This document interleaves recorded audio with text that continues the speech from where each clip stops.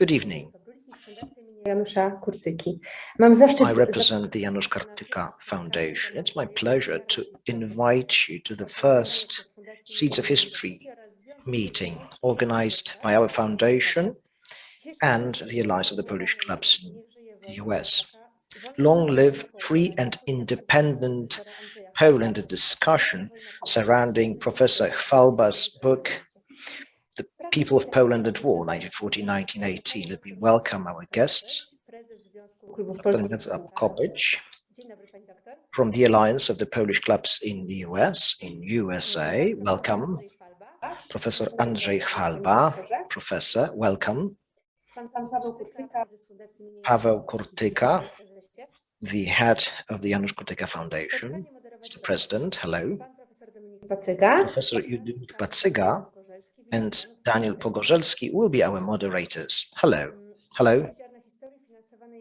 The Seeds of History project is funded from the Chancellery of the President of Poland, and the media partner is Block Press PL, a website. Łucja, Mirowska-Kopeć, would you please take the floor? Thank you. Hello. On behalf of the Alliance of the Polish Clubs in USA, let me welcome you and say hello from Chicago. First, thank you to the Janusz Kurtyka Foundation for reaching out to our organization to proceed with the Seeds of History project. We are really happy that we can coordinate this meeting together with the foundation.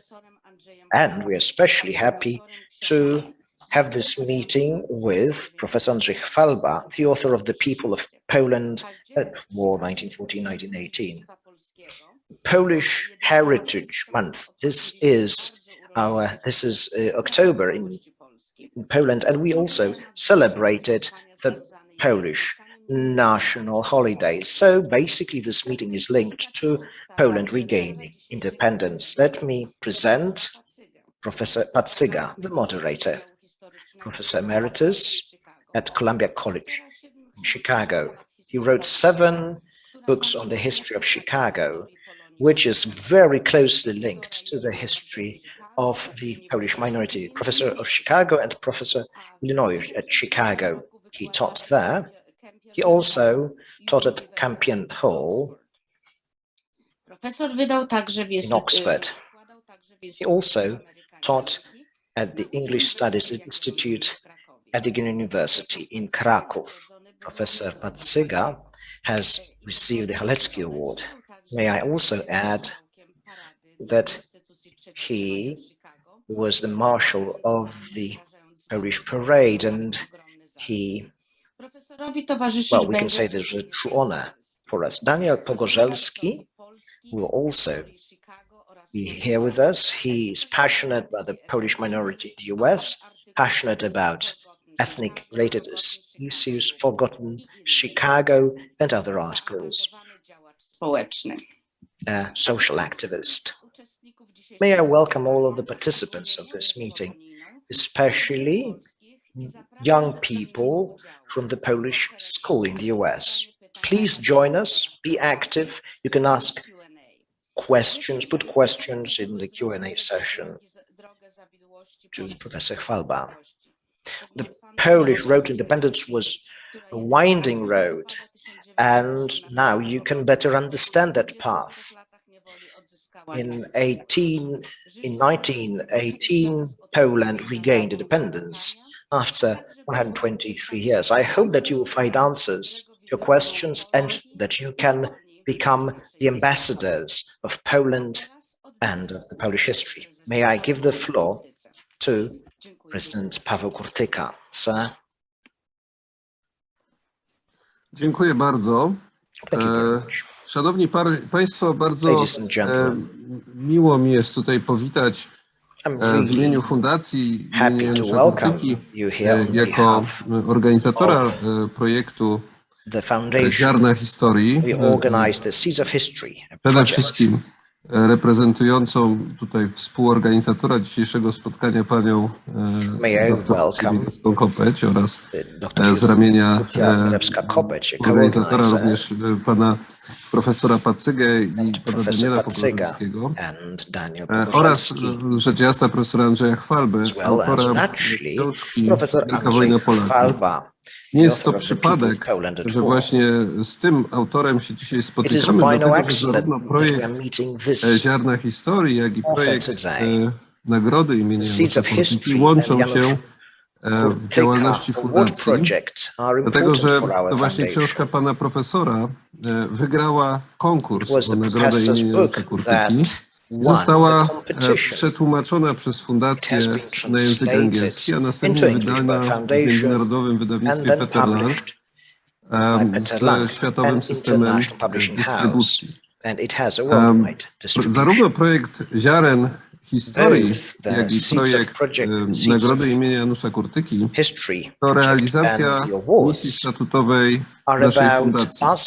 Tą misją jest poszerzanie dostępności pozycji wydawanych na rodzimym rynku, pozycji historycznych na świecie, a co za tym idzie również poszerzanie wiedzy na temat polskiej historii bardzo szeroko, tak by różnego rodzaju niedomówienia, nieprawdy, zakłamania, półprawdy, które często można wyczytać w mediach na temat polskiej historii, stanowiły coraz mniejszą skalę, były coraz mniej obecne w debacie publicznej, a także oczywiście po to, żeby historia Polski była dobrze poznana. Jeśli chodzi o te zagadnienia związane z różnego rodzaju zafałszowaniami na temat polskiej historii, w naszej diagnozie w bardzo wielu okolicznościach one wynikają z tego, że po prostu polska historia jest nieznana.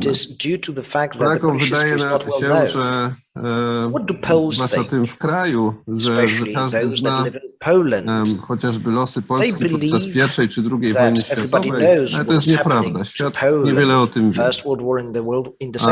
Dlatego też właśnie wydawane i tłumaczone przez nas książki również aktywnie promujemy. W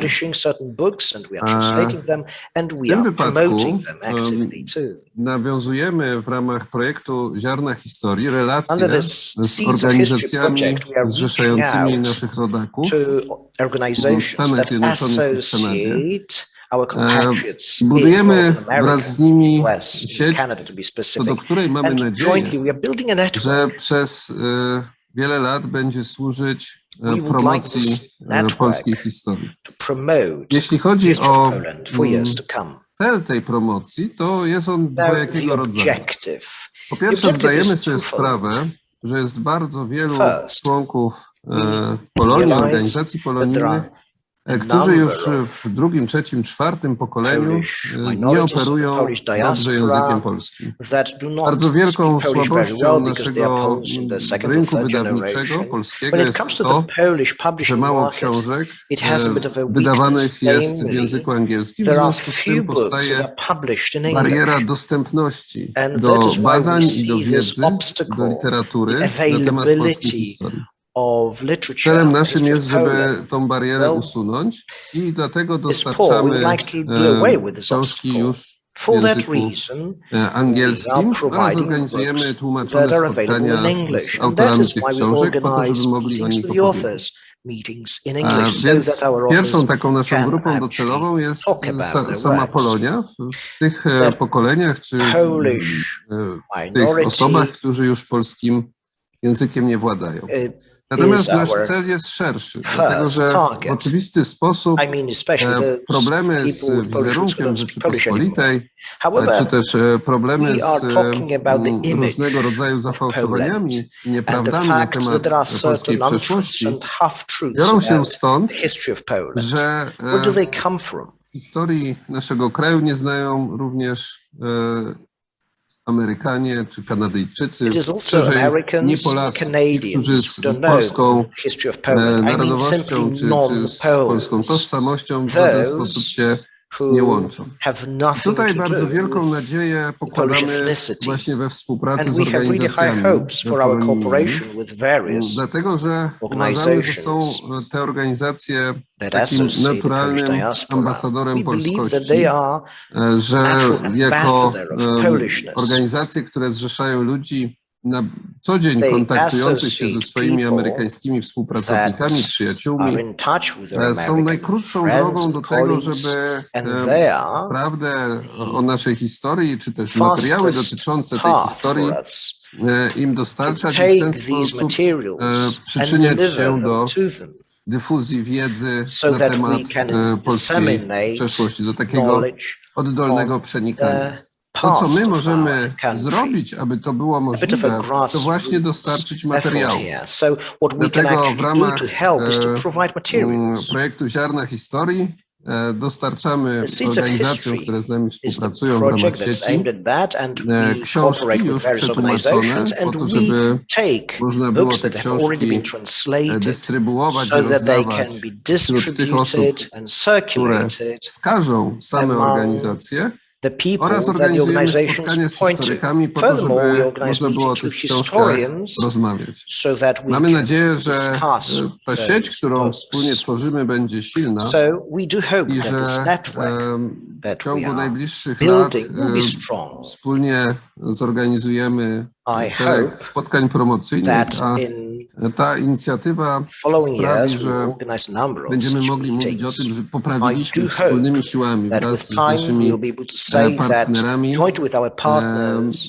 we have actually dostępność improved polskiej historii w Stanach Zjednoczonych. access to Bardzo the dziękuję history of dlatego Poland Związkowi Klubów It is for that Polskich w reason that USA, I że would like włączył się w to naszą thank the Alliance of inicjatywę, Polish że Clubs docenił in the jakby US. wagę Thank projektu you for i poprzez joining swoje us in dołączenie, these swoją efforts. partycypację w tym projekcie wspiera nasze cele. Through your Mam nadzieję, że to participation, będzie you are owocna supporting our współpraca objectives, and I i hope oddaję that this teraz cooperation will głos bring fruit. moderatorom. Bardzo serdecznie And now let me give the dziękuję. floor to the moderators. Thank you very much. Thank you. Thank you very much for inviting me. I'd like to thank the foundation for inviting me. The Janusz Kurtyka Foundation has launched an innovative project, which is an ambitious one as well, and that requires constant and continuous support. Na temat polskiej historii, polskiej kultury, on się tak bardzo zmienia i zmienił. Research on Polish history and culture is ongoing, and a lot of progress has been made since the 1980s, when nobody knew virtually anything about our history. Poland was just a country located somewhere in the east of Europe, and nobody paid enough attention to it. Professor Pacyga has probably heard about the congresses of foreign scholars organized in Krakow. These were meetings organized every 5 years that bring together 400, 500 scholars from all across the globe who focus on Polish history. At the third Congress, there were representatives of 40 different countries of the world, including representatives of Korea, India, and even South Africa, Brazil, Mexico, as well as a substantial number of US scholars and researchers. Bowiem nasza kapituła przyznaje nagrodę, którą Our jury grants an award, which is granted to the winner. It's the Senate's award that goes to the author of the best book, the best foreign book focusing on Polish history. The award is also coupled with a statuette, Anonym statuette, that is also granted to the winners.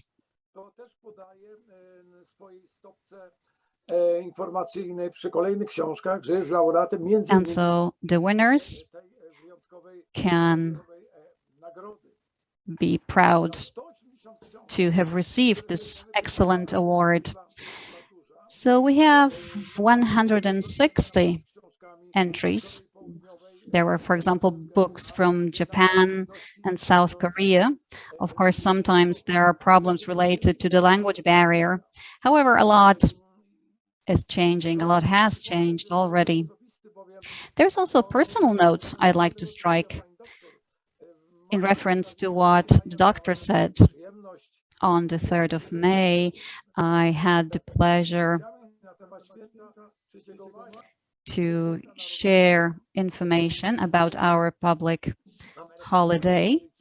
I shared information with people from the US and Canada via the Piłsudski Institute that organized a meeting about that topic. And I have to tell you, I was really delighted by the questions that I received, and that proved that the audience members had vast knowledge about Polish history. Those people who participated in the meeting really were keenly interested in the history of Poland. The Kurtyka Foundation, as well as the Alliance of Polish Clubs, would like to disseminate further knowledge about Polish culture and history, and I would like to cheer you on, and I can only hope for the best in your endeavors. And now, ladies and gentlemen, let us talk about the process of the restoration of Polish independence, because we're not talking about something that happened overnight. It was a lengthy process. Everything that is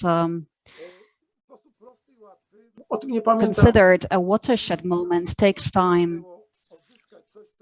It was very difficult for us to reclaim the independence that we had lost.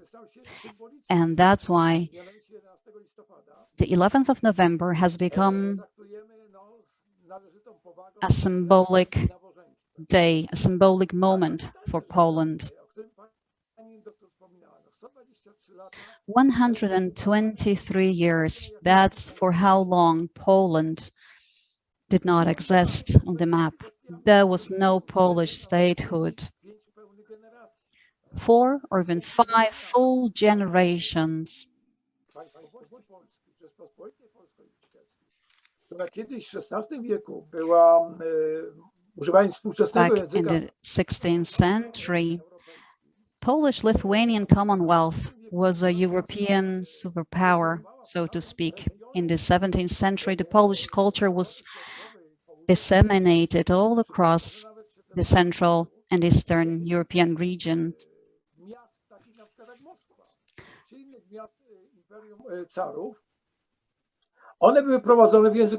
Very often, even the Polish language was used outside of Poland.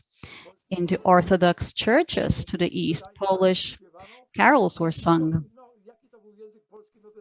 Well, of course, the quality of the Polish language was not perfect, but still, it was in use.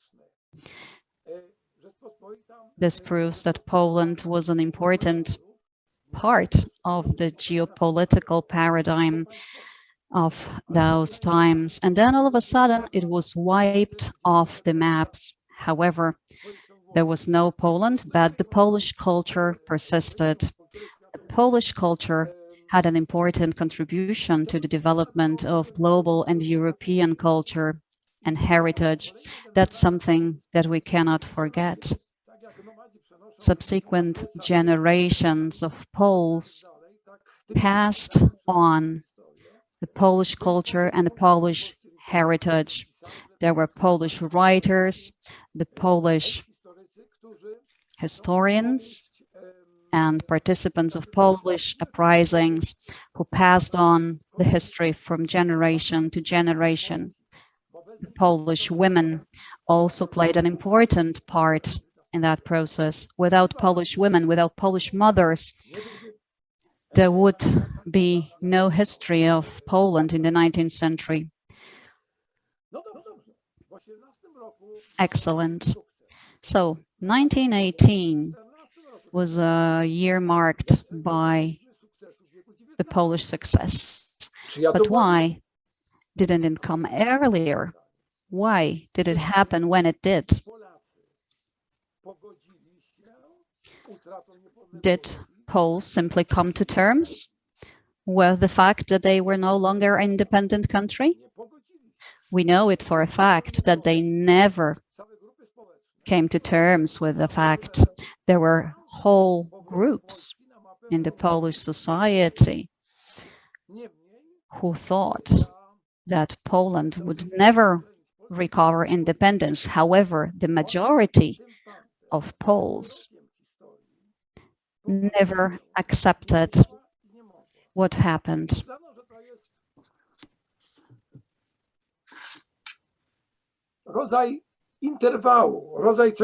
They simply thought that it was an interim period.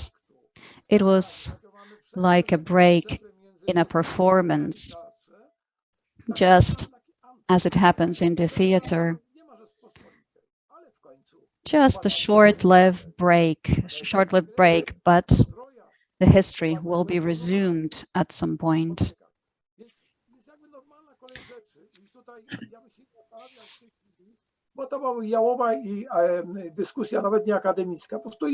And so we should not now deliberate or try to answer the question why the Polish-Lithuanian Commonwealth fell.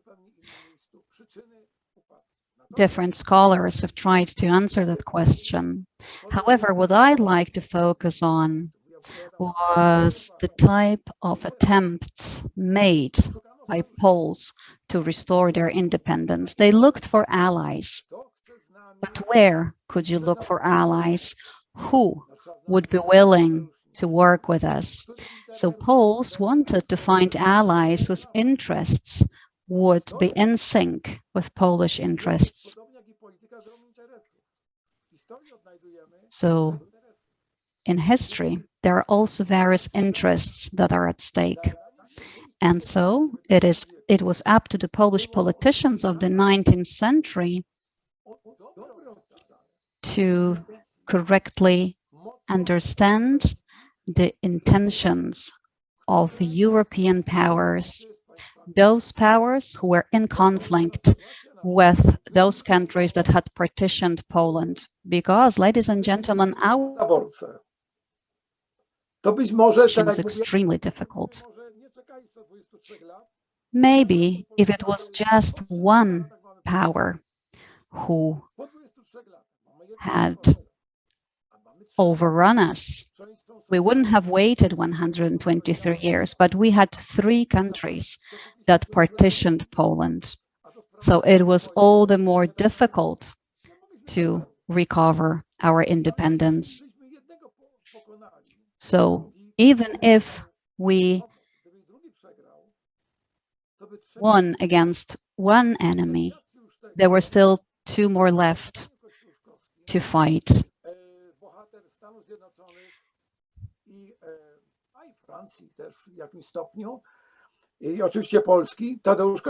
Tadeusz Kościuszko was a hero of Poland, France, and the US, and he also played an important part in the uprisings.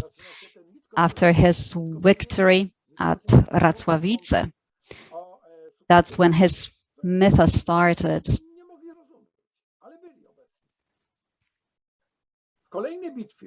Then in the next battle, he faced the Russians, but he also faced Prussia at the same time, and he lost that next battle. He was not expecting to face the Prussians as well. So had we faced the Russian forces only, he would have won, and then his path to Warsaw would be open. But then what he experienced was a solidarity of the partitioning powers, and that's why his attempt failed.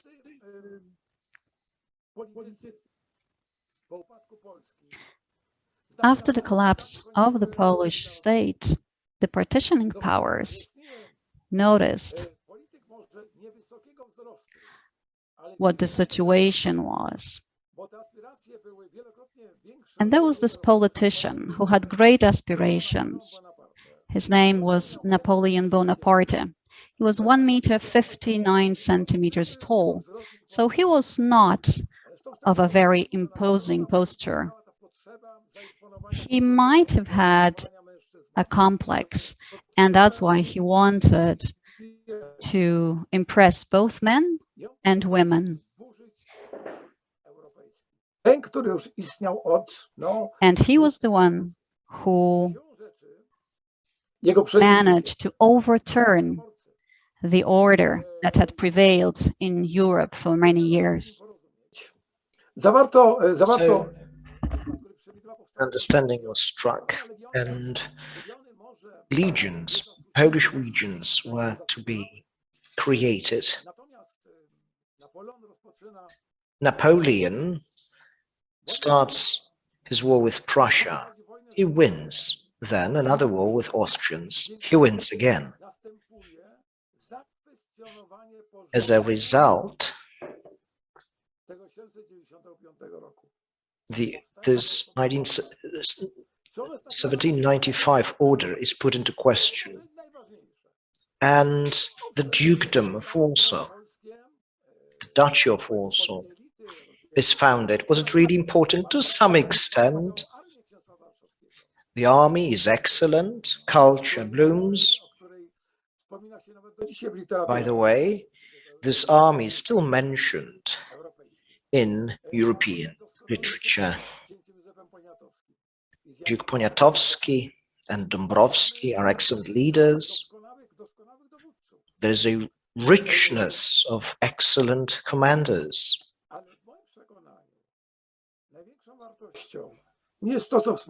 However, the greatest value here is not the equality in the face of the law that the Constitution guaranteed. Well, this was just theory.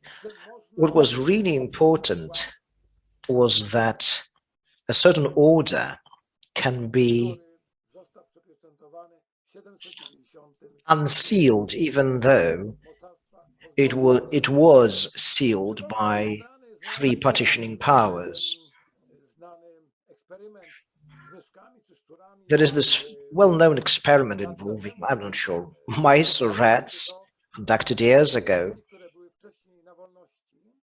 So certain mice had been free, and then they got locked up. So they struggled to get out. They lived longer. Those who had always lived in captivity, they would die earlier. So coming back to Poles, this moment is very important for us, psychologically speaking. It's a bit of a breakthrough. You can defeat three partitioning powers as long as you can find somebody who will have interest in common with us, that we can side with. Well, Napoleon's history is over. It finishes the way it's finished. He was a warrior. He had to fight. There are some people who can do nothing else, and for him, war was life.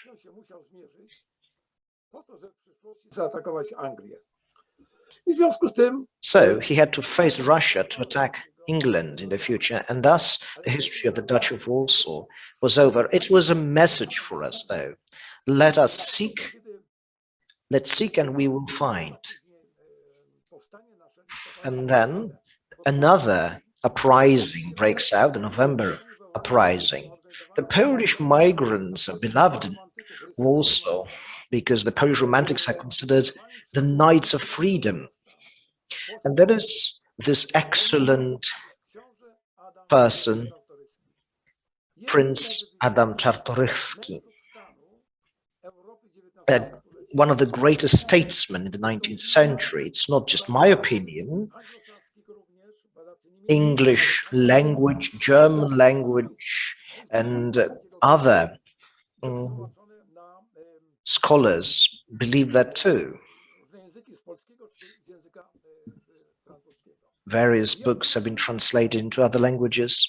So he says, the foremost enemy is Russia. Let us find friends in Europe, friends that have a similar situation, namely France and England. And this is what happens. The Crimean War breaks out. And then we hear, okay, Poles, you will receive something from us. First, however, you need to fight in the lands that had been taken over by Russia. And after the fall of the November uprising, there was no conspiracy, there was no strength that would at the time be able to face the Russian army. Yes, various organizations, military organizations are founded in Constantinople.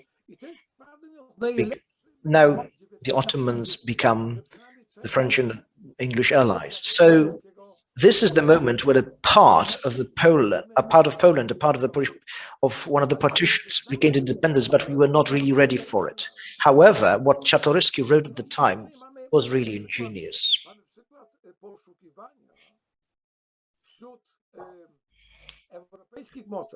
So this is when we're looking for allies among the European powers. And France is one of them. They had high hopes for France. Others, they had hopes for England and Turks, the Ottoman Empire, after all.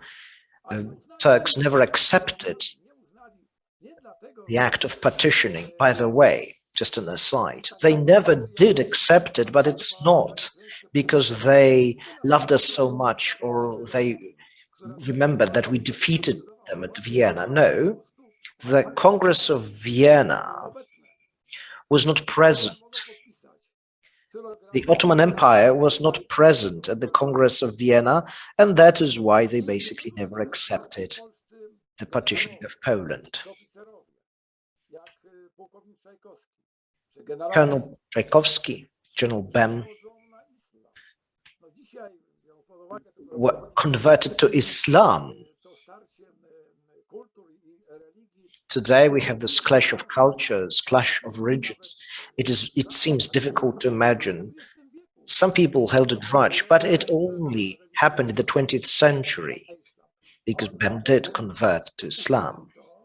Now the question is, why did he do that? He did that for the love of Poland. It was all due to the strength of his passion for Poland. He changed his faith, his religion, because he believed that a Polish army could be created that would fight side by side with Turks against Russia. Unfortunately, Turks lost all these wars. And who did we look at?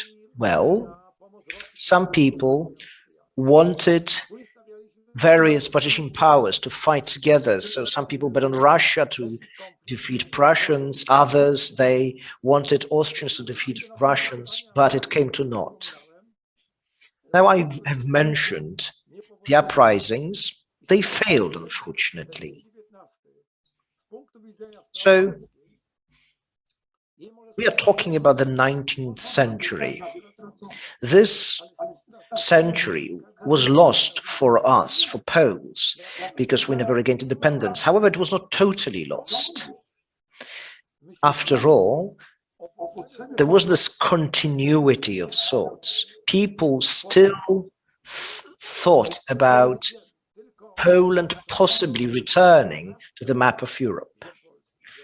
And we are talking about some kind of statehood that would not be made up of scraps, but rather it would be about having Poland as a whole. Now, the January uprising. On the banners, we have an eagle in a crown, and also we have other symbols that symbolized Lithuania and Ruthenia. Poland, Lithuania, and Ruthenia were represented on those banners, and people hoped that it would bear fruit. And then we have 1914. The year is 1914. What's different about 1914? Something happened, something that before people could only hope for, namely the partitioning powers. They were divided. The Austro-Hungarian Empire and the Second Reich were in one political bloc, while Russians, led by Romanovs, England and France were in the other. Then the US would join the alliance too. Other countries will join too, including Japan and China. One of them in 14, the other in 1917.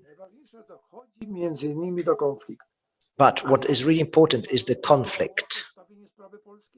But was it a foregone conclusion that Poland would reappear? No. Neither the Western powers nor the Central powers nor Russia saw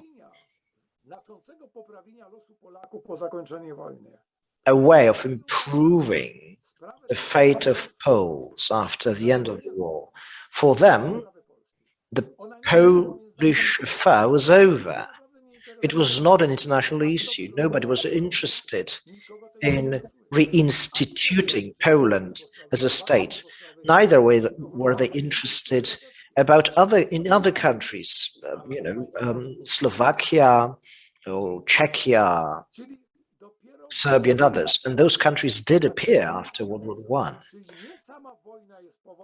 So it is not the war that made Poland reappear. The war finished. By the way, they planned that the plans were that it would be over quite soon. So if the war had finished as early as it was planned, Poland would never appear. So I don't know what our meeting today would be about. I don't even know what language we would be speaking. What would have happened to us throughout the century since?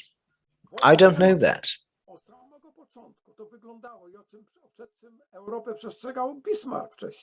By the way, Bismarck issued a warning. Those two units were of equal power. The economic potential, the military potential of both these alliances was similar.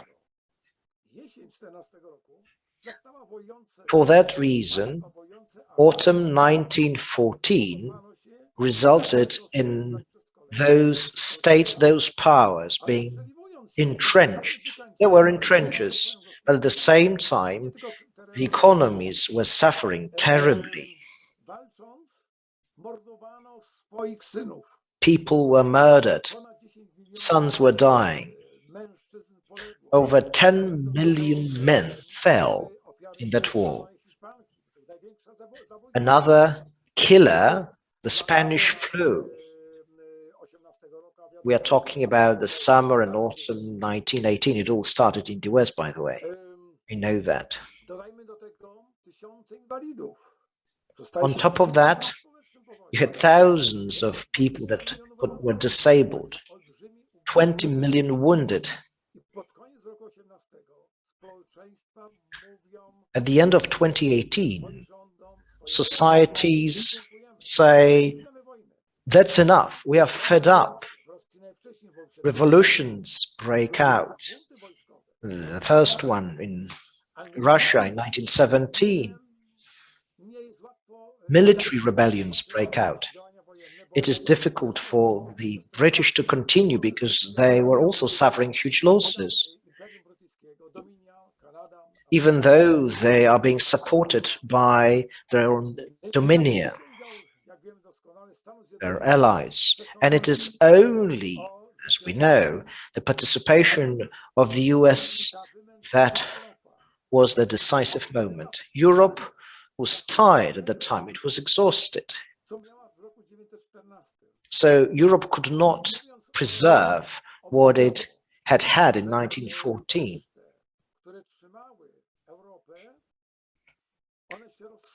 So basically, Europe had been in those pincers, and those pincers crumbled to dust. We, Poles, we lived in Central Europe. It had been ossified.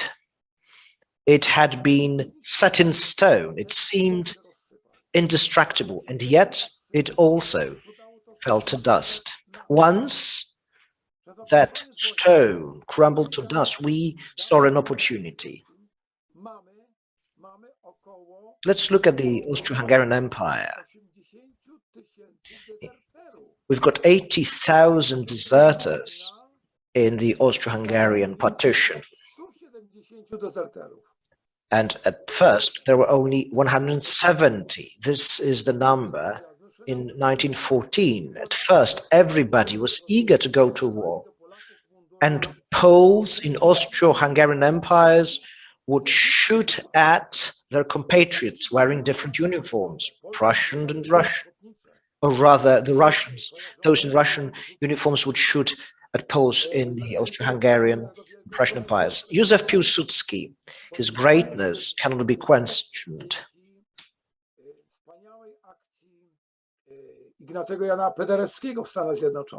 Paderewski was very much active in the US. As a result, we see a Polish army in France. By the way, the original name was Kościuszko's army. At first, Canadian Poles were supposed to form the corps, but there were very few of them. Before the war broke out in Europe, in the US, there were certain paramilitary organizations that brought together almost 20,000 young patriots.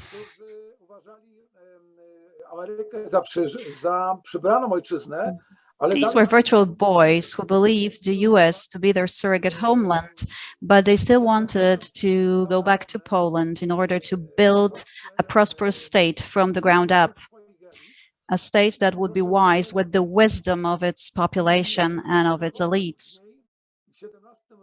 So these young boys, with the acceptance of President Wilson, sailed to Poland and established Haller's army there. Without that army, the fate of Galicia would have been quite different. Some of them later returned to the US after the war ended, but some of them stayed. They stayed put in Poland, and they kept on fighting against the Bolsheviks in 1919 and 1920. So it's worth remembering, because back then, the Poles in the US had two important reasons to be proud.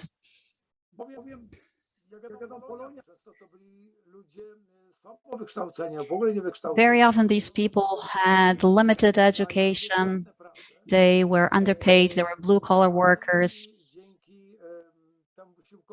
but it gradually started changing later on.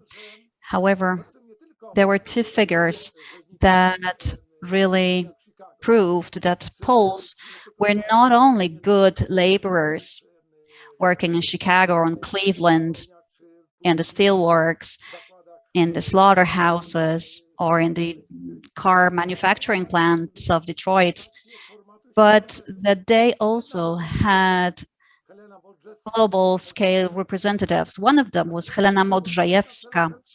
She was a celebrity of the time. In the US, women dressed like Modrzejewska. They had their eyes fixed on her. If she was alive today, she would probably launch a range of cosmetics called Modrzewska or Modrzejewska.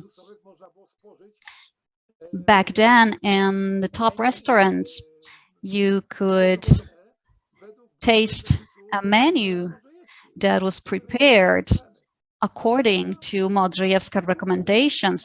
So the Polish community in the US was proud of her. She was a symbol. And there was another person that was a real crowd puller and also a kind of a celebrity.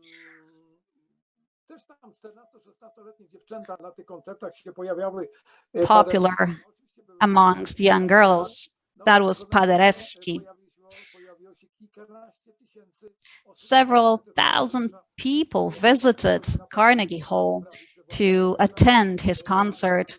Carnegie Hall was the largest venue to host such music-related events. So he was another celebrity. He was a real star of the time. He was like a showbiz celebrity.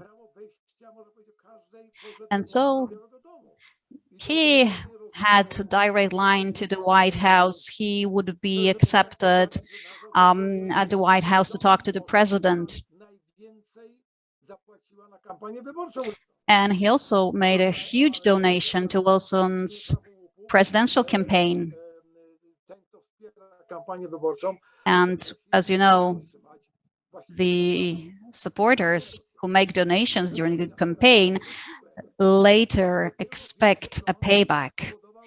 And so these efforts of so many people have increased Poland's chances of regaining independence. That, coupled with Wilson's 13 points and other events, launched an avalanche of declarations back in 1918.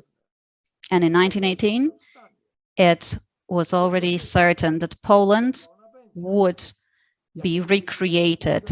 What was uncertain were the details, the actual territory and the potential of Poland, but it was accepted that Poland would be brought back to the map of Europe. And that was all thanks to our resolve, our determination. And it was also coupled with a lucky period. It was just pure luck that we had as well that helped us along.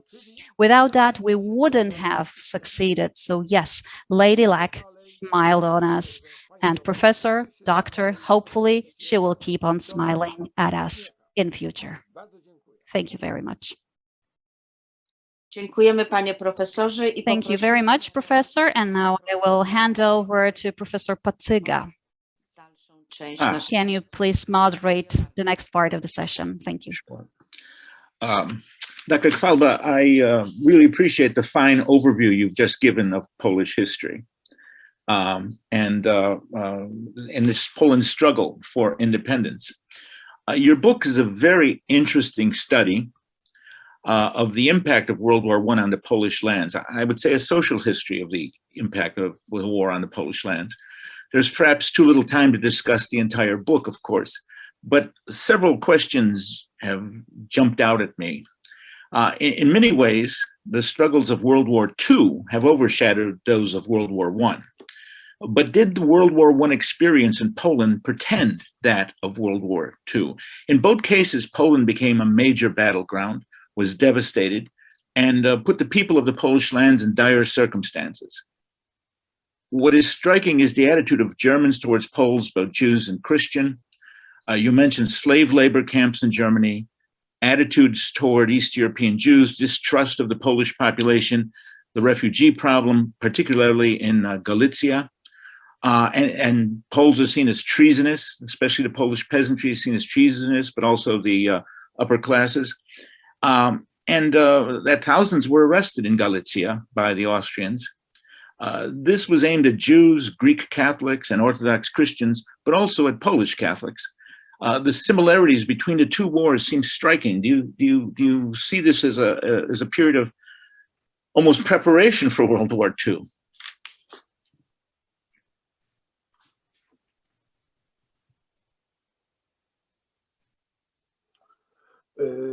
Pytanie do mnie, tak? Panie profesorze. It is a question to me. Yes. Dziękuję. No tak się rzeczywiście stało. Yes, indeed. Ta konstrukcja wersalska, która miała gwarantować The Versailles Treaty was supposed to be a warranty of peace for dozens of years to come, but it turned out that it was not enough. It was not satisfactory to the countries that lost. And so the two countries that lost included Russia, that lost vast territories to the west and its previous status as a global power ruling over swathes of the world, and another country that lost was Germany, which was trying to build a European Union, uniting and bringing together various territories to create a German Union. So that was the official name that was used by the Germans. They proposed to create a German Union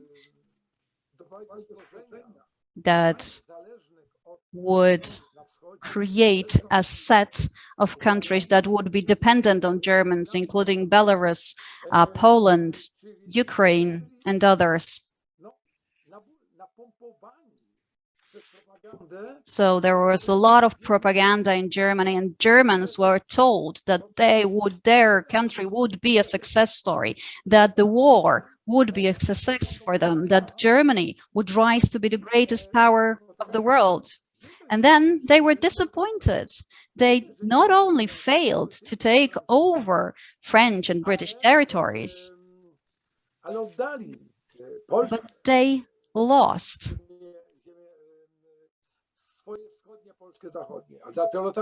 territory to Poland and to other countries as well.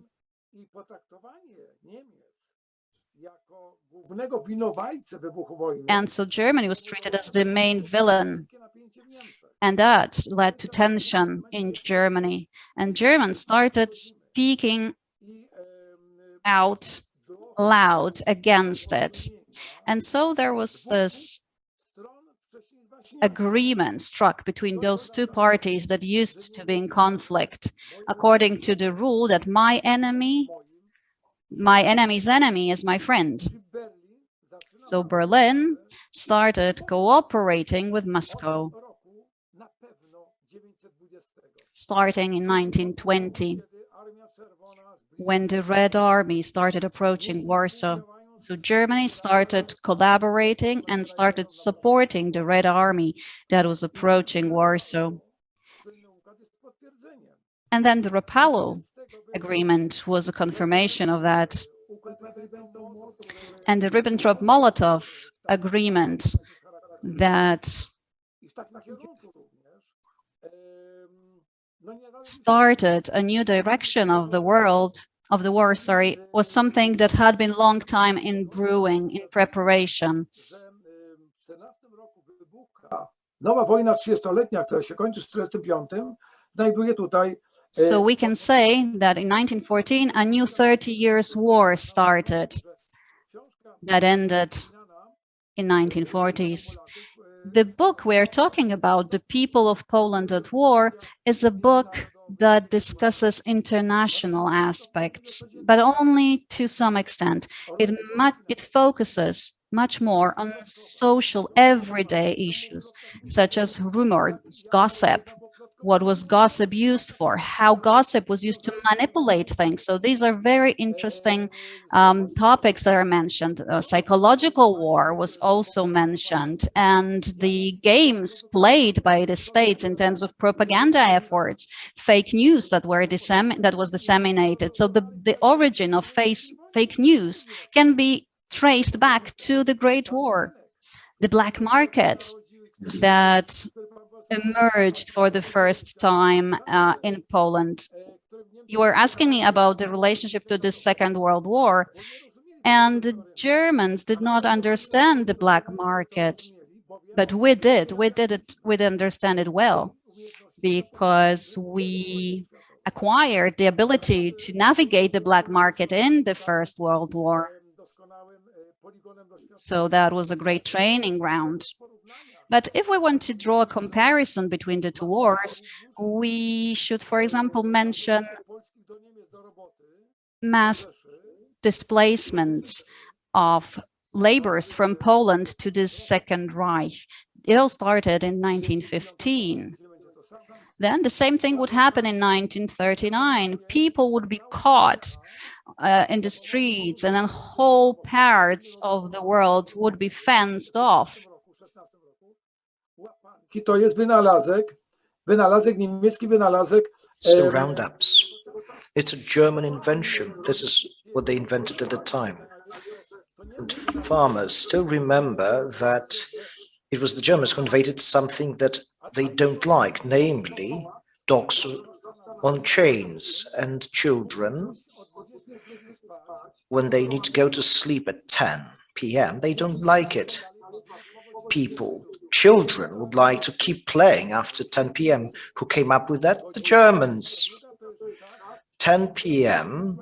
is your bedtime. It is when we stop disturbing our neighbors. So not only roundups were invented, but also there were other civilizational changes which were liked or disliked by many societies, including Poles. Another thing is what was happening to women. What was happening to women when men were fighting the war? They were taking over management, they were saving their families.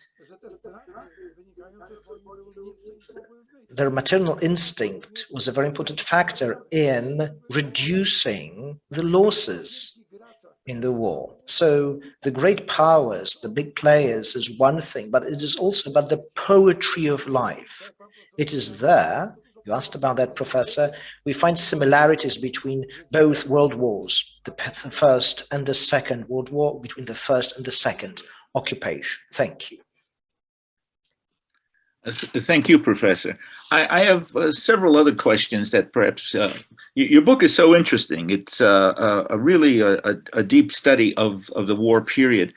And I was asking, how did the war impact both the peasantry and the gentry, the upper classes and the lower classes in Poland, in all three partitions?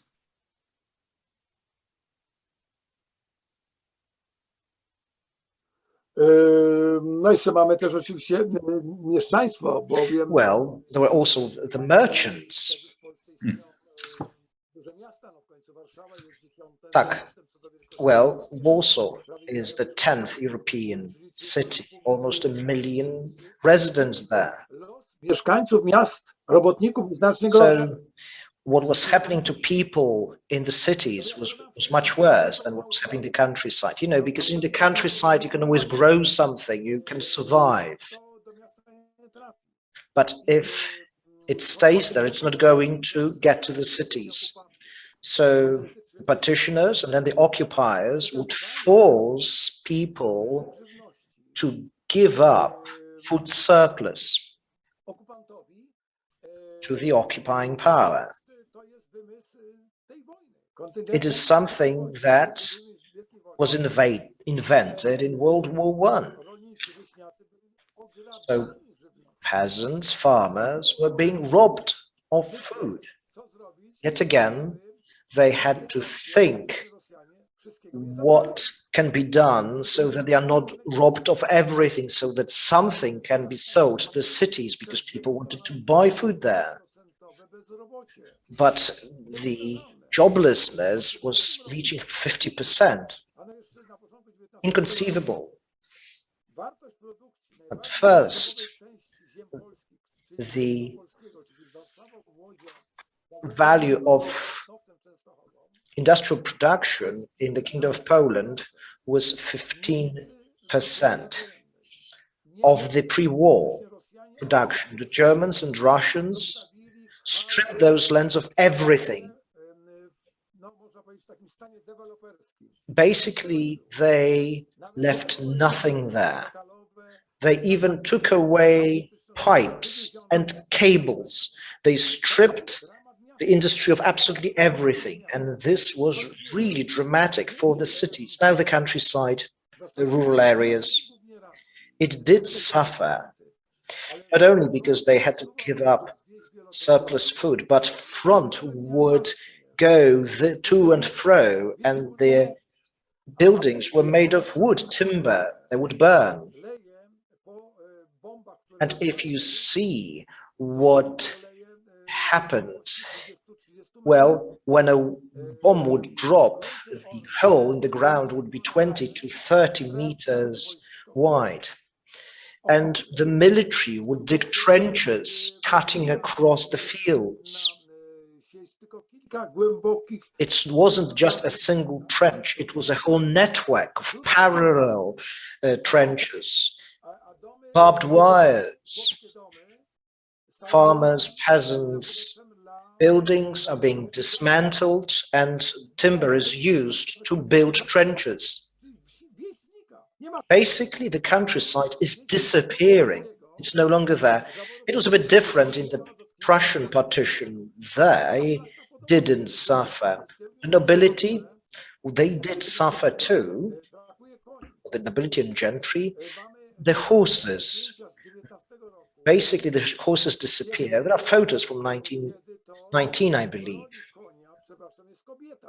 And a woman is plowing the field because they didn't have horses. There were whole stretches of land where they had no single horse.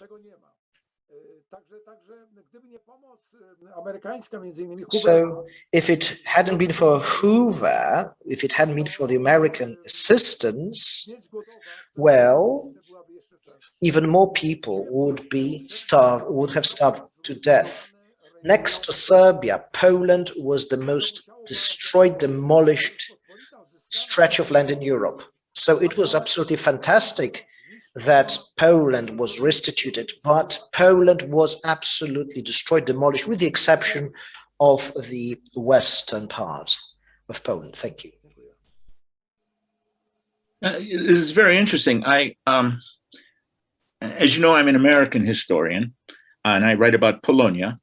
One of the things that struck me about World War I was the amount of money that was raised in Chicago, New York, Cleveland, places like that, to be sent for Polish relief aid. Much of this was sent through agencies, but sometimes this was also sent through the post as possible.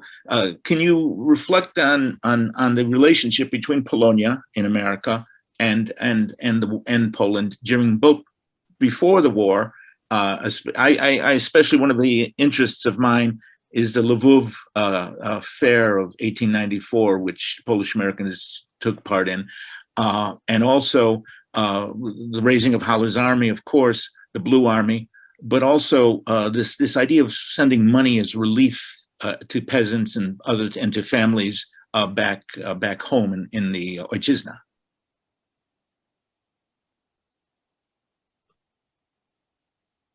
Tak, no, chodzi o armię Hallera, czy... When it comes to Haller's army, the Polish army in France,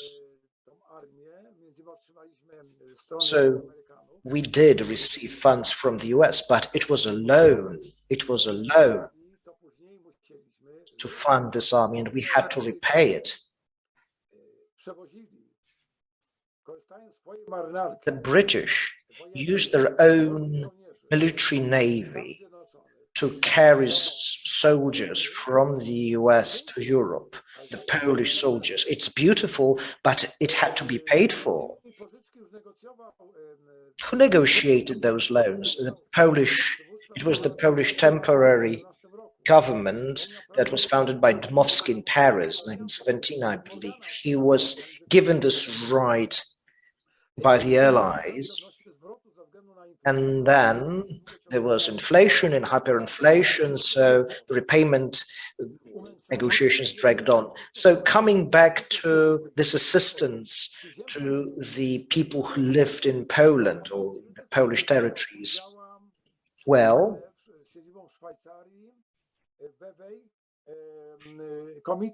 That is the special committee that's also operated in 1915, the Committee of Veil, Lausanne, it's also called. It's headed by a Nobel Prize winner, Henryk Sienkiewicz, and Ignacy Paderewski later. There are also other great people in this committee. They sit on it. Maria Skłodowska-Curie is another member of the committee, also a Nobel Prize winner. She used her own money, private money, to support that committee. Another person who supported this committee was Joseph Conrad, a great English language writer who was born to a Polish family in Podole. So you have truly outstanding people who participate in this committee. It was thanks to their help that the money flowed in.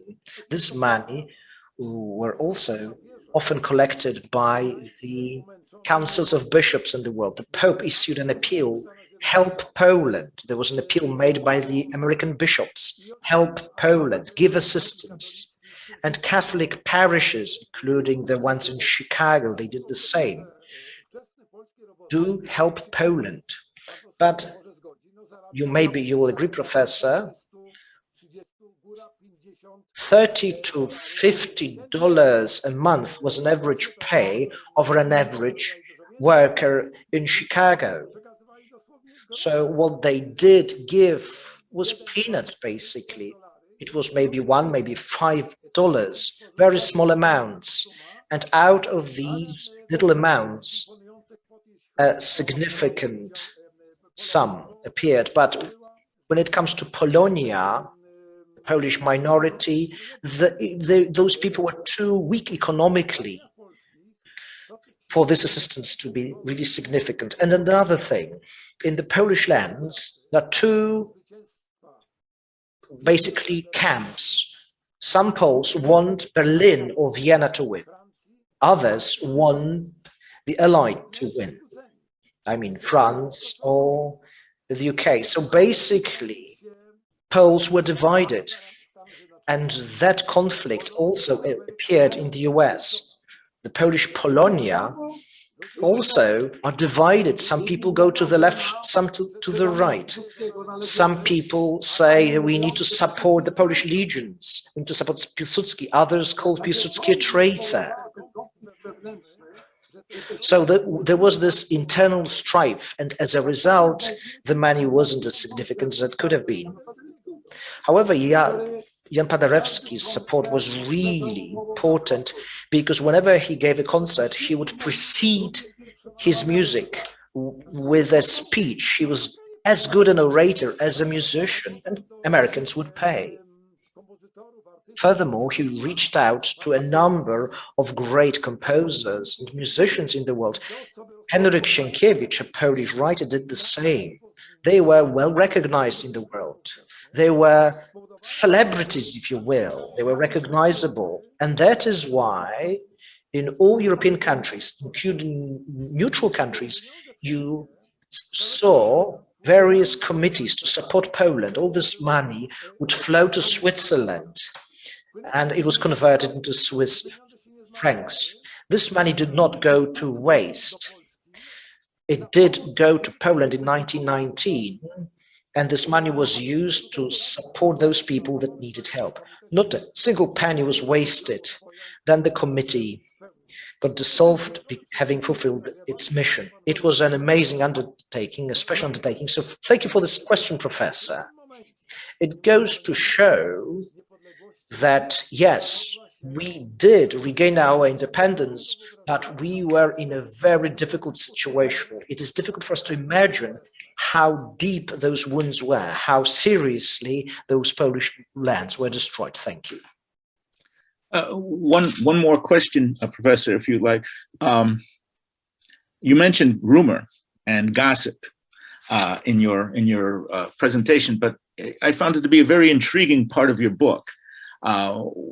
maybe you could explain that a little bit more clearly for our audience.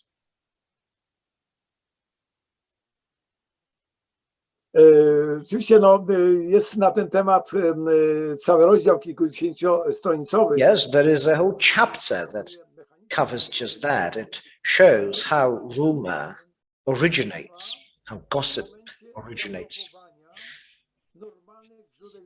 Because this is what happened when the regular sources of information ceased. War breaks out and people find it really interesting. It shows. Let's look at this conflict at the Polish-Belarusian border today, this current day and age. People who do not follow the media, usually now they are doing just that because they're curious. Well, back then it was a different conflict. You had millions of people in the old Polish territory that were drafted. They die, they are wounded, they return as disabled people, and people are interested. They want to know what is happening to them. What about the front? Is there anyone talking about it, about Poland? Is Poland going to be restored or not? What about the future borders of this country? So the military censorship was active. And by the way, the Austro-Hungarian Empire, there were 3 stages to the censorship. The official military messages are basically misleading, false in their nature. Nawet tam przytaczam takie dowcipne historie, komentarze Polaków i Żydów. I even quote comments from Poles and Jews about that. So these people were reading the messages from the Austrian army, and the message suggested that the Austrian army was hugely successful, and the Poles and Jews asked, okay, but why are they located near Krakow and not at Lvov if they keep on scoring victory after victory on the front line? So there is no access to actual true and accurate information, and that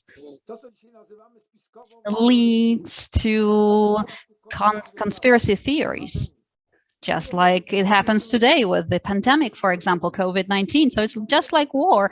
War against COVID is a war as well. So the mechanisms are quite similar. And Professor, you highlight the fact that these are similar reactions from people. So we tend to imagine things. We see enemies and spies all around us. In everyone, we find everybody suspicious. We report our neighbors to the authorities. People quarrel. All families are divided, and all that leads to internal rifts. People do not trust one another. Husbands and wives do not trust each other. People do not trust the priests, and so that's a problem. And so different histories and stories are created which are unfounded. For example, that cars carrying gold would be driven by nuns across Poland. Others said that these cars with gold would be driven to Russia because Russia needed money, and people basically hunted the cars crossing Poland, causing accidents. And so these were regular people driving their cars. And of course, there were few cars back then. So imagine how what would it be like today? But again, it's like a state of mass hysteria. So that's something that we had. And right now, we know that there was a lot of gossip. And even today, people tend to pass on gossip to one another. And they talk about the rumors. Of course, later on, people tend not to believe every story they hear. They start analyzing, and they learn that rumors do not have to reflect actual facts, that you have to adopt a different approach to gossip. But of course, there was gossip that was sponsored as well, for example, by the military. So basically, the military would start gossip, and the same happens right now at the border with Belarus. We know that there are hackers sponsored by the president of Russia that start gossip, and that gossip circulates and then leads to inaccurate stories being told. So the rumor, the gossip is just like the fake news we know today that circulates in the media. So gossip is just the gist and the essence of fake news. That's it. Thank you. Thank you, Professor. I'd like to hand it over now to Dan Pogorzelski. He'll read some questions that appeared in the chat and in the Q&A section below, and we'll continue the discussion from there. Excellent. Thank you so much, Professor. Always a pleasure to listen to you gab away, as you are so excellent at, and listening to your wonderful, insightful questions as well as answers. So thank you very much. Someone that here in Chicago is a living legend, I would say. Więc dziękujemy wszystkich za to, że dzisiaj mogli do nas. Thank you very much, everyone, for being with us today. Professor Chwalba, I would like to commend you on this really insightful lecture and the excellent answers that we've just heard. And now we will read out the questions that we have in our chat window. The first question comes from Jean Sokołowski, who is a very interesting person. He is a PhD and he used to work at the US aviation and the US administration, the government. So the question is as follows. Professor, you wrote that during the First World War, there were 400,000 do 500,000 casualties that were estimated at 2 million to 2.2 million, with 400 to 500,000 killed. However, the gentleman is interested to know how many civilian casualties there were. So the professor mentioned the huge losses sustained by Poland and the tragic story of the Polish territory and the Polish people during the First World War. So, Professor, can you please answer that question? I will not be able to answer that question because I just don't know. What I can tell you is that nobody knows that and nobody will ever know that. And why is that? Because we cannot be sure how many Polish soldiers died. So what does it mean to be a Pole? There were many Polish-speaking people who were conscripted, and many of them did not identify with Poland. They did not feel Polish because for many peasants, for example, Poles were noblemen, gentry, so they were not part of the gentry. That meant that they were not Polish. And so the Poles, Polish peasants who fought in the Austrian army,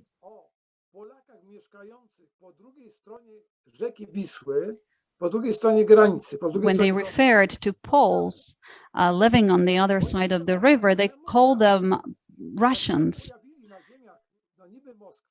Because, and then when they crossed into these lands, they were surprised to be able to communicate with those so-called Russians in the same language.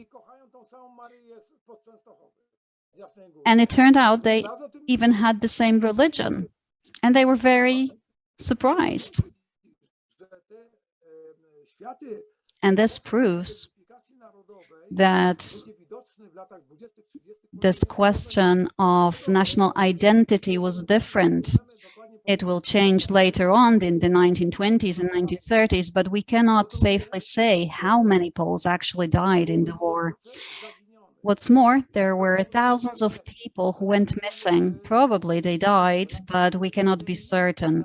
Some people died right away and others were wounded and died much later. Some of them died in 1918, 1990, and 1920 due to certain medical complications of their wounds. Many suffered from mental illnesses and conditions related to their experience during the war, and people died in 1925, in 1930, and they are not considered victims of the war because they did not die before 1980. So we don't really know, we cannot be sure of the number of Poles who actually died. And so, of course, thousands of historians across the world are trying to pinpoint how many soldiers died in the Great War. However, despite those efforts, we cannot be certain, even today, of the actual number. There are different numbers, different estimates being considered, but they will never be verified because there is no evidence, there is no hard proof, and no reliable sources. And it's even more difficult in the case of civilians because we cannot really be sure if a particular person died because their households were bombed, or because they were attacked, or because they starved to death. We cannot be sure if that particular person died because of an outbreak of a disease like the cholera. There were local outbreaks across Poland, typhoid fever and others. And then later on, of course, there was the Spanish flu pandemic that struck as well, that took its toll amongst both soldiers and civilians. The sanitary conditions deteriorated during the war. The living conditions deteriorated, and the health of the population deteriorated as well. Poverty was widespread. Tuberculosis was widespread and becomes one of the leading killers. Of course, people died of TB before the war, but the mortality rate soared during the war. And that we can say, we can estimate how many people died of TB in 1914, and then in 1912 and 1918 or 19, the increase was fourfold. So these were the results of the war.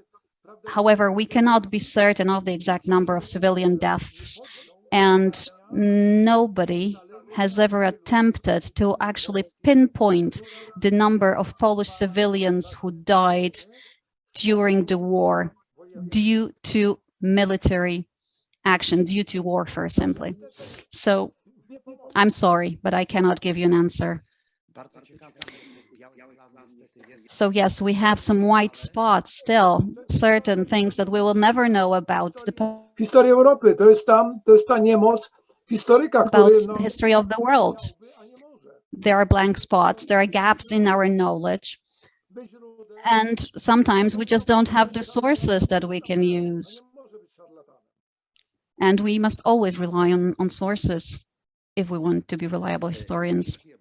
Thank you very much for your answer, Professor. And then we have the next question.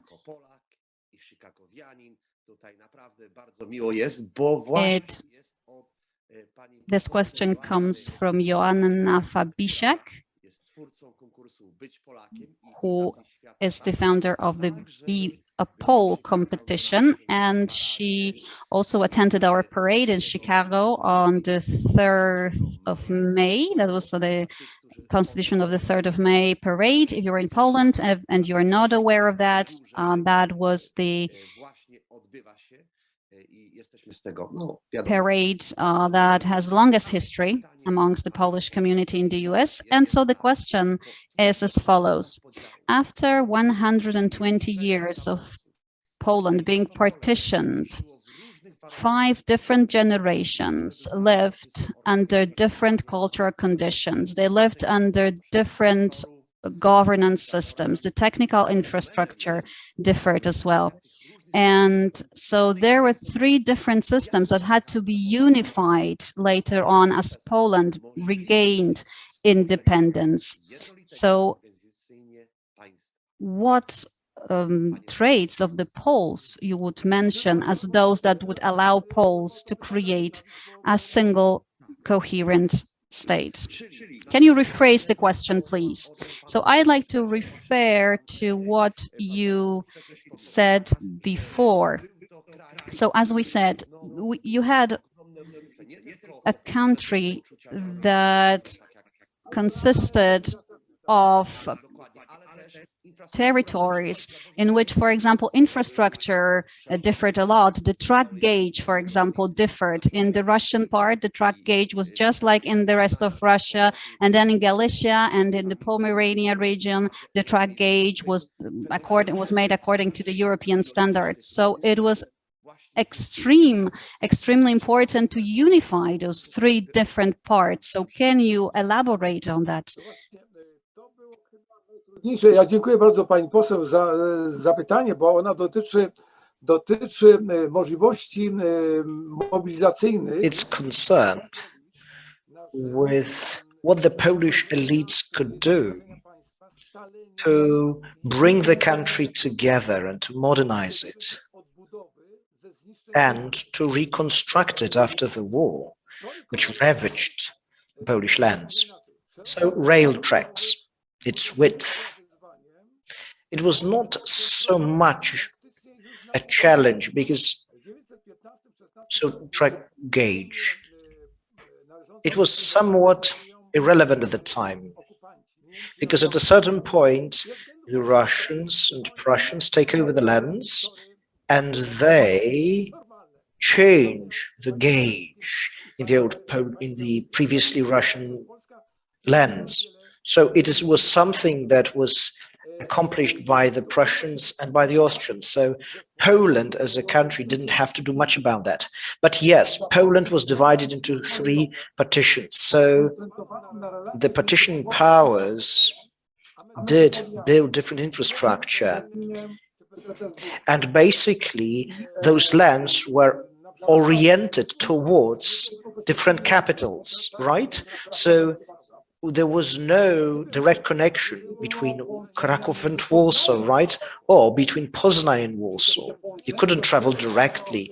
These connections had to be built after World War I. Why?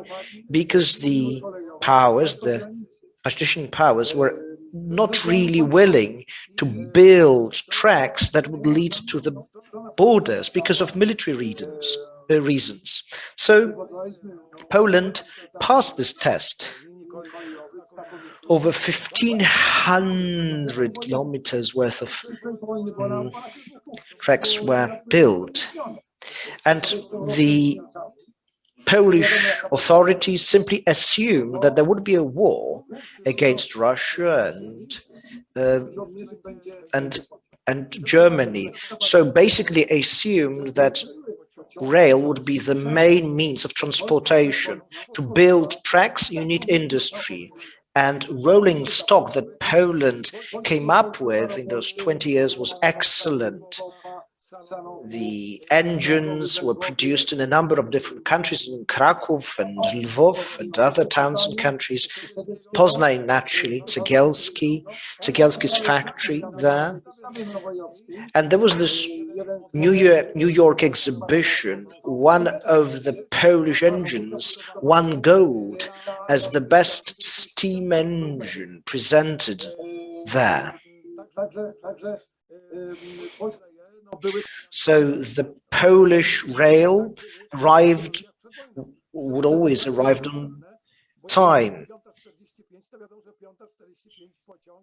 You didn't need watches because, you know, the train would arrive always on time, to the minute. In the early 30s, well, Mussolini, he built a totalitarian state.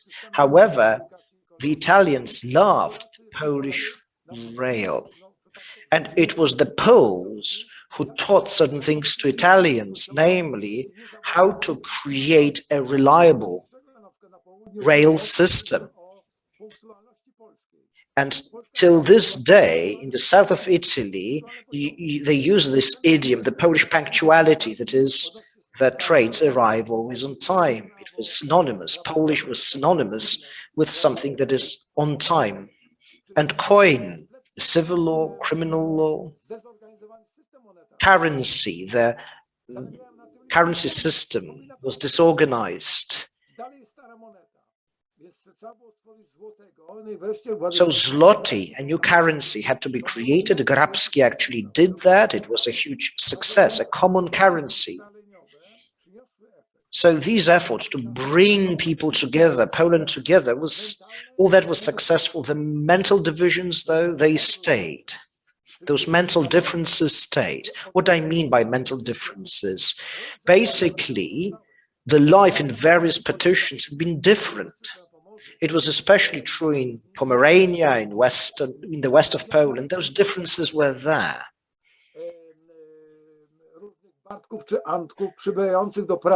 And people didn't like it when people arrived in the West to work, arrived from poorer south and east. And even today, those differences show when you see the electoral map of Poland. People vote differently depending on which old partition they live in.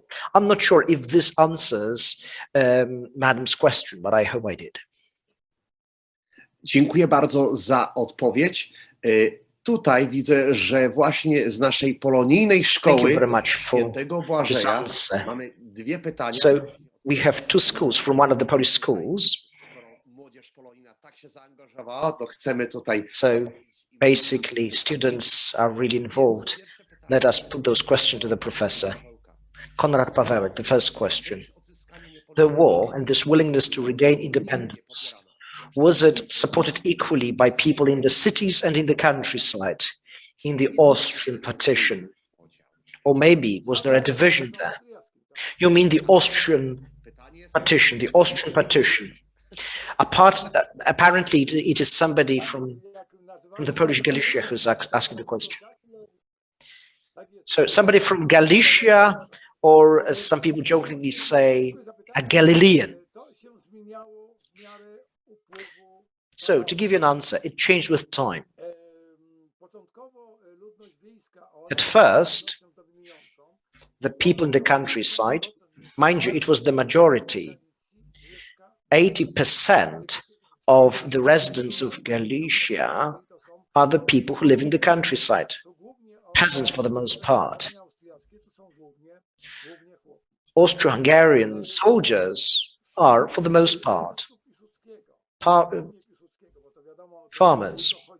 Now, moving on to Piłsudski's legions, the 1st Brigade and other troops, you have many young men from the countryside. You have Sokol's Club, just like in the US, and they associate people, bring together people from the countryside. And these people volunteer to the army. They want to fight for Poland. In the second half of the war, there are 6 brigades of the Polish legions. And those peasant sons form a majority over those that come from intelligentsia. Close to the end of the war, the alliances changed somewhat. Now, the Brest Treaty, the Treaty of Brest-Litovsk. So, what happened in spring 1918? The Germans made an agreement. I mean, the Germans and the Austrians with the Ukrainian People's Republic. It was a secret treaty. The provisions stipulated that after the war, the western part of the kingdom would make part of a Ukrainian country. Galicia would be divided into two countries, the Polish part, the western Galicia with Kraków, and the eastern part. It would be a separate country that belongs to Austria. However, it would be governed by Ukrainians from Lviv.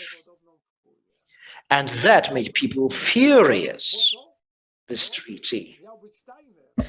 It was meant to be a secret treaty, but people learned about that. The legions rebelled. General Haller is a legionnaire. He breaks through the front, goes to the other side of the front.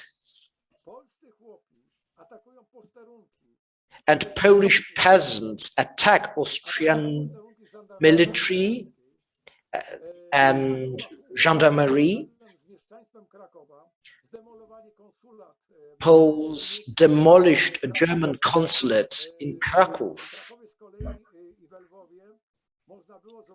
In Kraków and in Lvov, you could see pigs. To their tails were attached Austrian orders, medals that they had received from the Austrian emperor. Those pigs would run about in Kraków, in the city. Basically, the same was happening in a number of other towns. It was meant to show that we want to have nothing to do with the Austrians. So the Brest-Litovsk Treaty was really helpful in improving the national awareness of the Polish peasants. And that was the breakthrough. We don't want Austrians to govern, to rule. We want Poland. Thank you very much. Jest to bardzo ciekawe, że w pewnym sensie It's really interesting. to także tutaj pod wieloma kątami zintegrował te ziemie polskie, które przez tyle lat niestety były rozćwiartane. The Polish lands were brought together, the lands that had been partitioned for such a long time. There is another question from Professor Praszałowicz.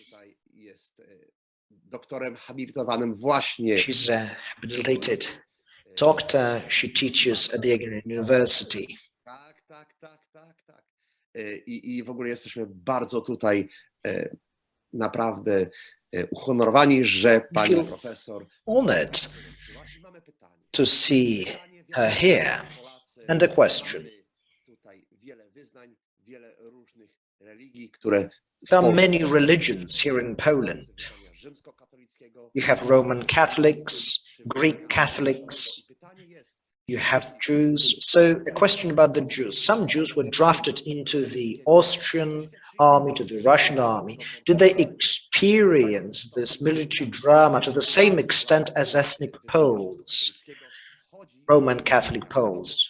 I mean, how many of them died, how many of them lost their households, and so on and so forth. This is a difficult problem, one of the more difficult ones, because now we're approaching this place where we start discussing really complex issues.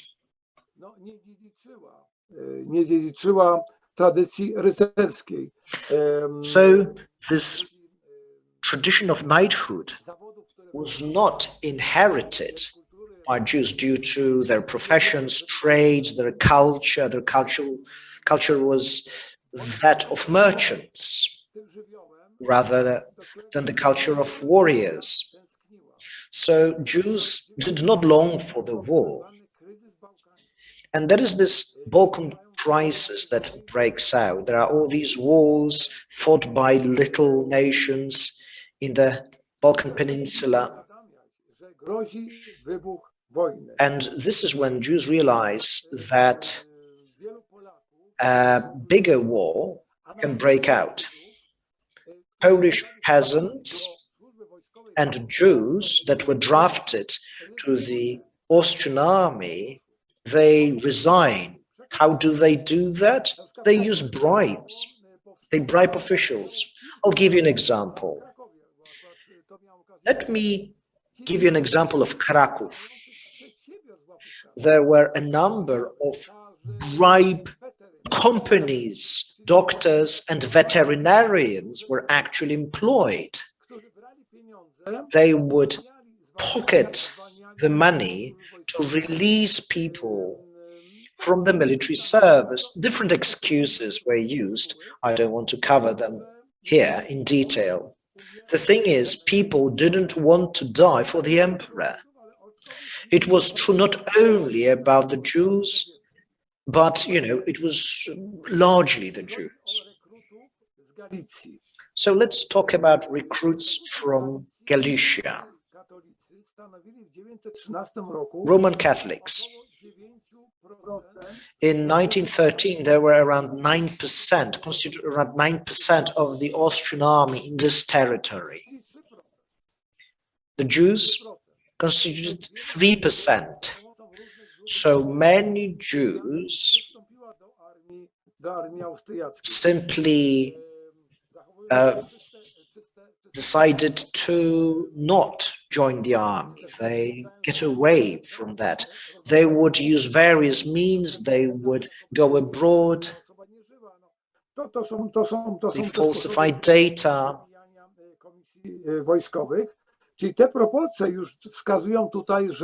And even that tells you that Jews were not terribly keen to join the army. The peasants from Galicia were willing to join the army. Well, there were some exceptions because some people could sense that an army would break out, so they didn't want that. But it was a minority. So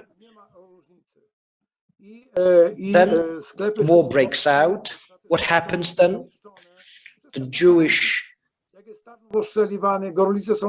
shops are destroyed by the same artillery shells, by the same bombs. Everybody's dying indiscriminately.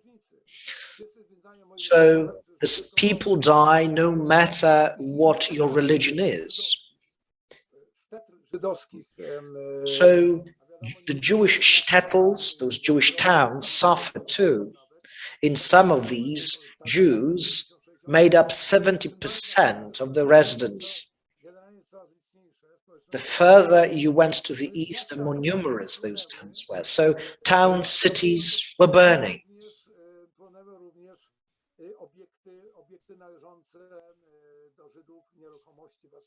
And the Jewish property would burn too.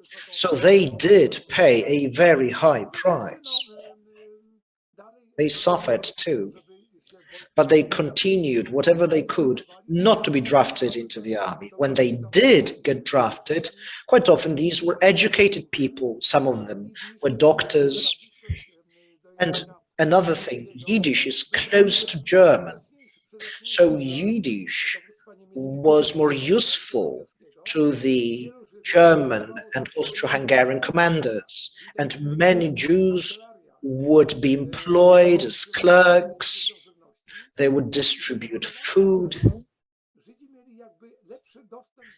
So Jews had a better access to financial resources and to food.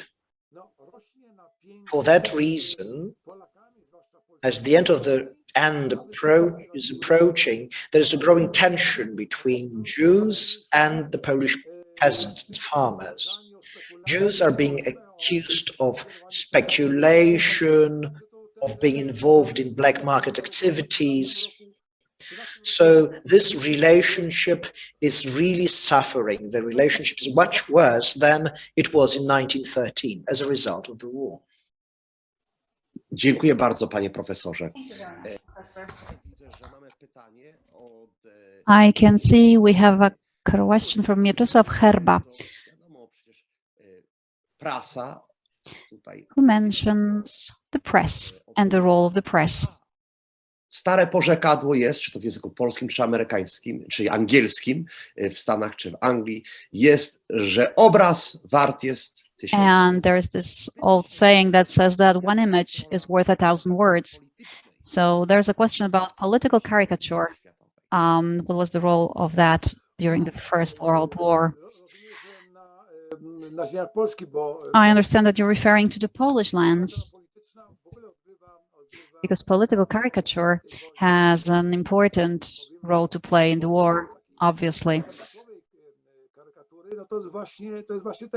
So basically, the war marked the beginnings of political caricature. It all started with the Brits, and the Germans were the weakest players in terms of political caricature. So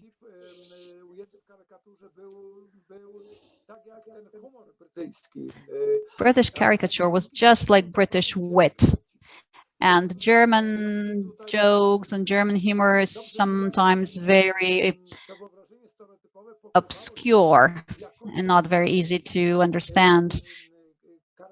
So that was also reflected in caricature. But it has an important role to play in psychological war. It can also be seen in the Polish Bolshevik War, where both Poles and Bolsheviks would use caricature that would be distributed in the form of leaflets and posters that would be, for example, displayed on fences and walls across cities. Horse-drawn carriages were also full sometimes of posters with caricatures. So it was about mocking the enemy, and that was a very effective weapon. And the best specialists were employed to do that. Even writers were employed, their help was enlisted, and they had a lot of experience to draw on in creating caricature. And there are also examples of Polish caricature produced by the national committee, the head national committee that supported the legions. The legions operated officially, and the caricature was clandestine. So it was used to mock Austrian soldiers. The organization established by Piłsudski in Warsaw, the Polish military organization, it was a very important institution that marked the beginning of the Polish underground state, and it also used caricature to mock the occupier, the Germans, the Austrians.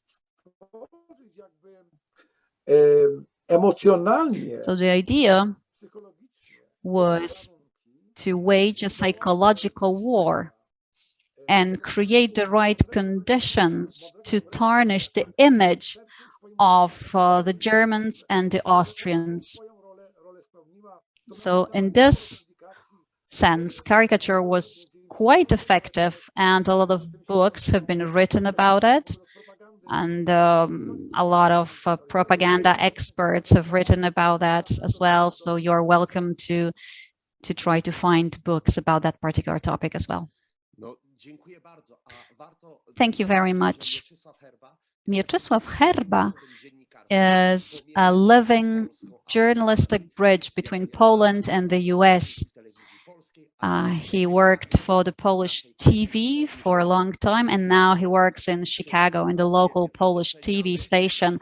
And he's a very hard worker, and I think we should appreciate our journalists, both those in Poland and those here based in the US, who work as hard as Mieczysław.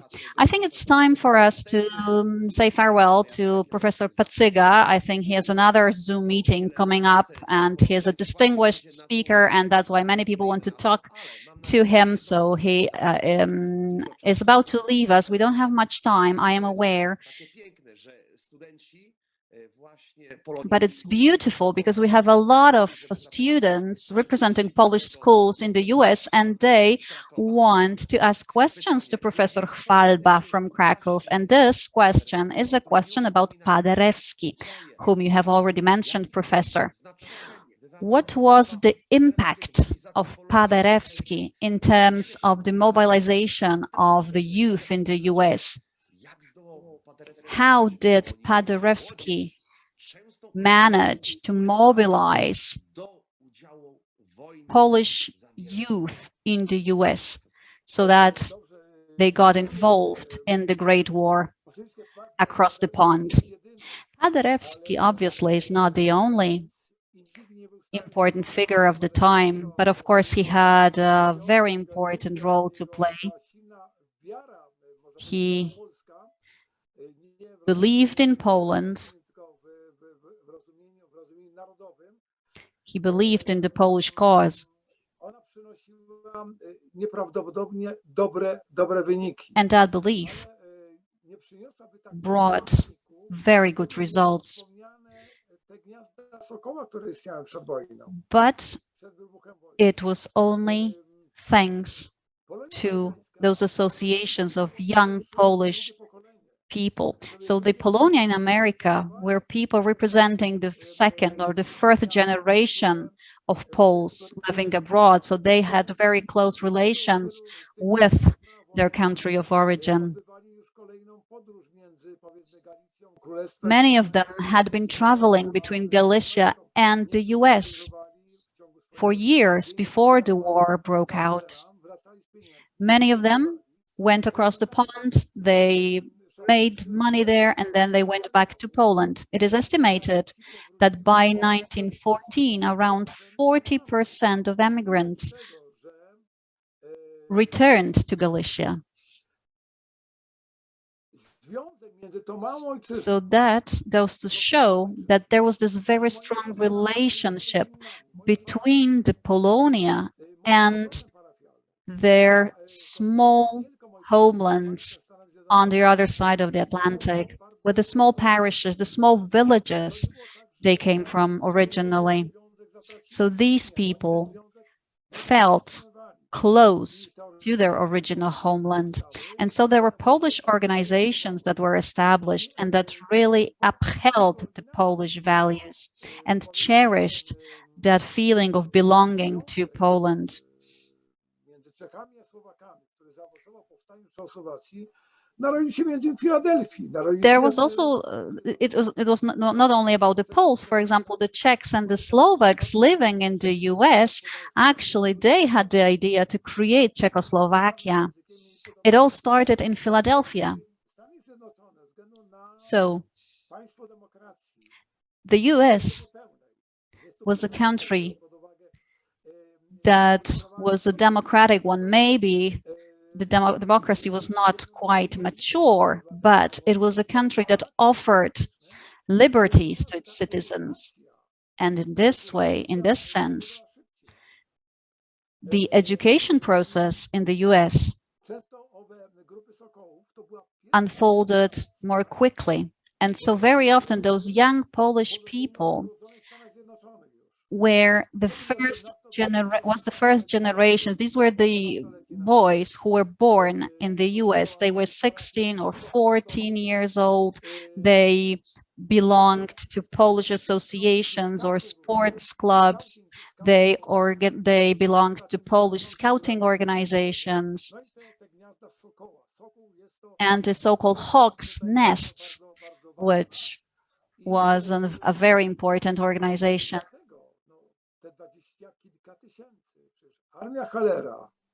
The Polish Falcons Alliance, for example.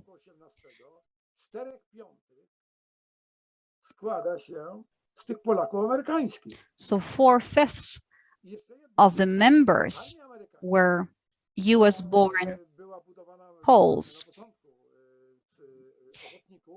Many of them later went and joined the Heller's army. Do armii polskiej we Francji, a drudzy do armii amerykańskiej. So people joined the army, hoping to advance the Polish cause, hoping to help Poland regain independence.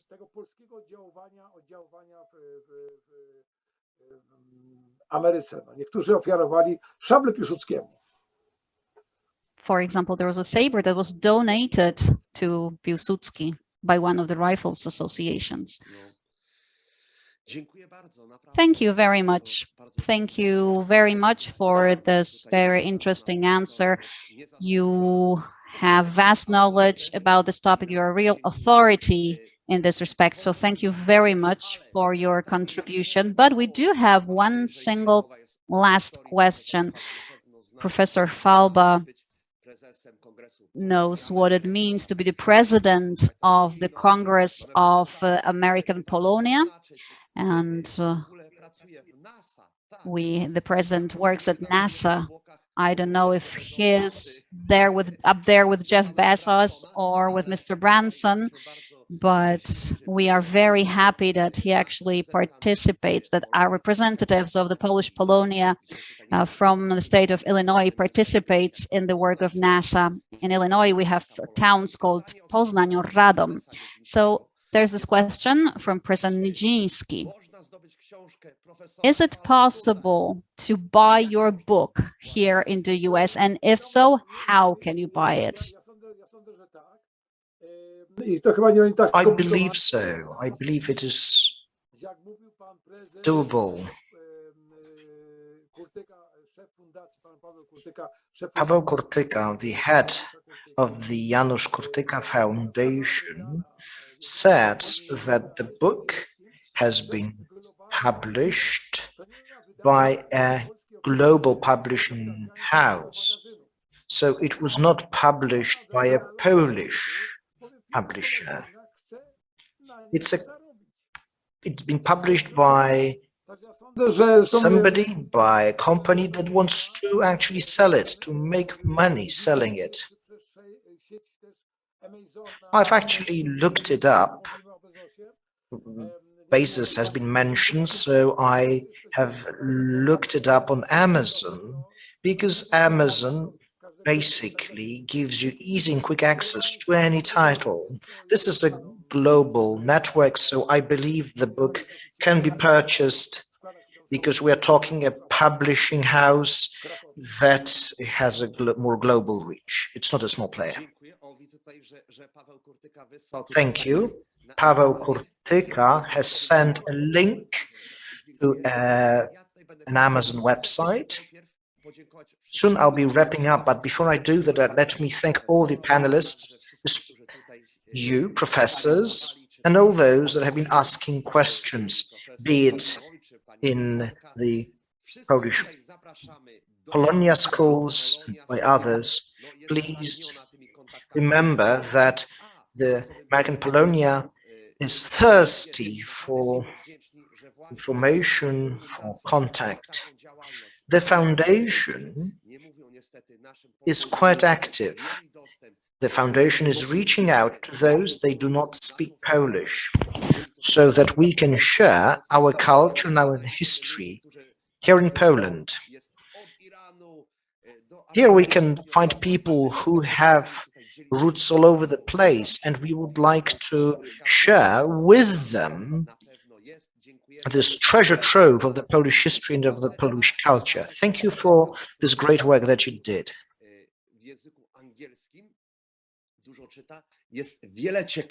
And let me tell you that there are a number of interesting sources in English about the history of Polonia, of the Polish diaspora. They have not been translated to Polish yet. Hopefully, you'll find a translator, because there's a lot of information that can be found only in English, and we would like this information to be available also for Poles in Poland. Let me also say thank you. Thank you, Professor Chwalba, for your time.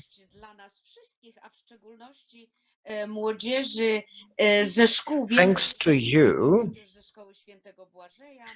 many students could listen to this talk. A number of different students from a number of schools have been listening to this talk. Thank you, Professor. Thanks to you, we could touch history, if you will. You really brought this history to life.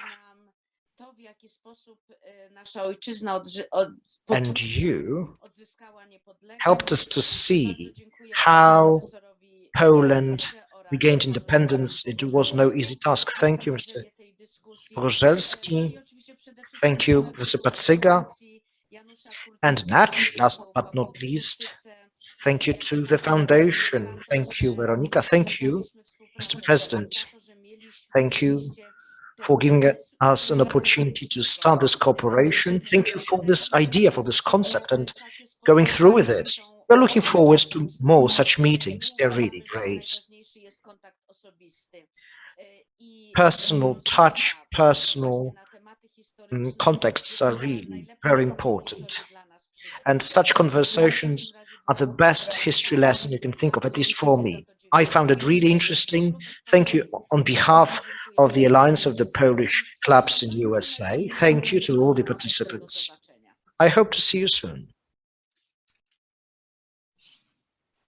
Ja również na koniec chciałbym bardzo serdecznie podziękować zarówno dyskutantom, moderatorom i panu profesorowi Chwalbie, oczywiście pani Łucji Mirowskiej, pani prezes Związku Polski. Spotkanie mi się bardzo podobało, było wyjątkowo ciekawe. Bardzo cieszę się z tej aktywności również Państwa na czacie, zadawania pytań, dlatego że widać było, że temat jest żywy, interesujący i rzeczywiście jakby wzbudza zaangażowanie. To mnie bardzo cieszy. Chciałbym na koniec tutaj podpowiedzieć Państwu, że wrzuciłem na czat link do książki na serwisie Amazon, bo tutaj padło pytanie o możliwości zakupu, więc każdy, kto chciałby to zrobić drogą komercyjną, może właśnie poprzez ten link nabyć tą książkę. A żeby też zachęcić do przeczytania tej pozycji, tutaj z Weroniką i w ramach zespołu Fundacji przygotowaliśmy taki spot promujący tą książkę i myślę, że to będzie bardzo dobry akcent na koniec. Także bardzo proszę, Weroniko, o odtworzenie tej filmowej zapowiedzi książki. Play this trailer. In 1914, the great powers clashed and waged a war that shaped lives of generations. In the wake of the great conflict, some new nations emerged. Others recovered their long-lost independence. This book tells the story of a nation divided for over a century between three empires. A tale of heroism and defiance, of patriots who wanted to fly their own colors. Far from the trenches of Verdun and the rocky shores of Gallipoli, a different war was being waged. A war for independence and freedom. After over a century of oppression, Poland was to be free again. The People of Poland at War, 1914 to 1918, by Professor Andrzej Chwalba, available on Amazon.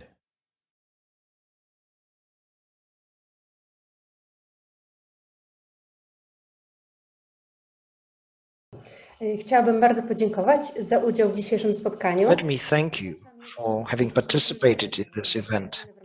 There will be another event under the Seeds of History project, the 4th of December 2021 on Saturday. It will take place at 5 Central Eastern Time. Polish Witnesses to Katyn. Encounter with Katyn is a book that touches upon this very subject. Please follow our social media, YouTube, Facebook, and Twitter. Thank you very much. See you then.